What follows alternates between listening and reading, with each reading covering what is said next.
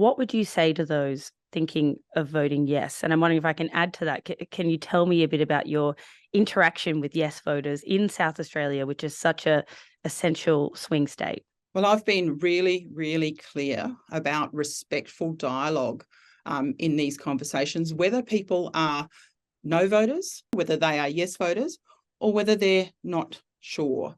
I think making sure that we engage respectfully, and that's been as an Indigenous person, that's been one of the things I've been really disappointed about, is the divisive nature in which this has been taken to the Australian people. You know, I hear comparisons of the 1967 referendum, which was truly about unity. This referendum, though, I think will go down as the voice of division. The way it's been conducted, I think, has been divisive. And I think that's really unfortunate for the most disadvantaged people within that cohort.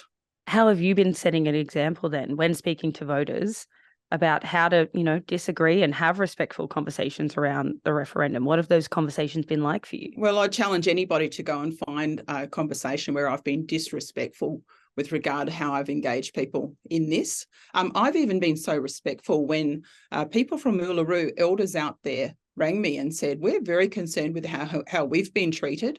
I went out, I spoke to them, I got a professional interpreter. I've conducted myself quite respectfully and made sure I haven't shut the voices up of voices I just didn't want to hear.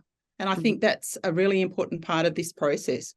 People cannot say who can have voice about voice. And that's been an unfortunate part of this process, I think. A lot of the concerns around respectful debate, they frequently focus on the comments of No campaigner Gary Johns. He's claimed that some people in Indigenous communities live in a stupor. He's recommended that they learn English. The Prime Minister said that he's really failed to show respect to Indigenous people. What do you think? Well, I can only be responsible for what I say, and I think you should put those comments to Mr. Johns, not to me, because that's not the way I've conducted discussion on voice, and I don't agree with some of those comments. Do those comments have a place in the respectful debate that you want around the referendum, and should he be a part of the No campaign?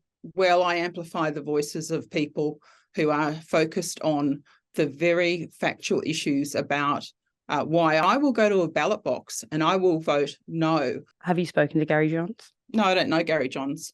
I'm focused on making sure that I get this message out and I talk to people from the diversity of Aboriginal and Torres Strait Islander people. They're just not all living disadvantaged lives. Some people that have got and had a loud voice for a very, very long time in politics, professionally and personally.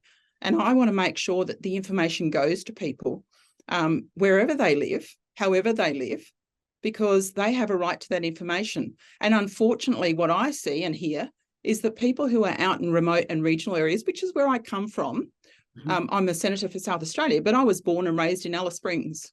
So I spent time in these remote communities, not just flying in for a couple of hours or driving in with a flash 4-wheel drive and then driving out again a few hours later.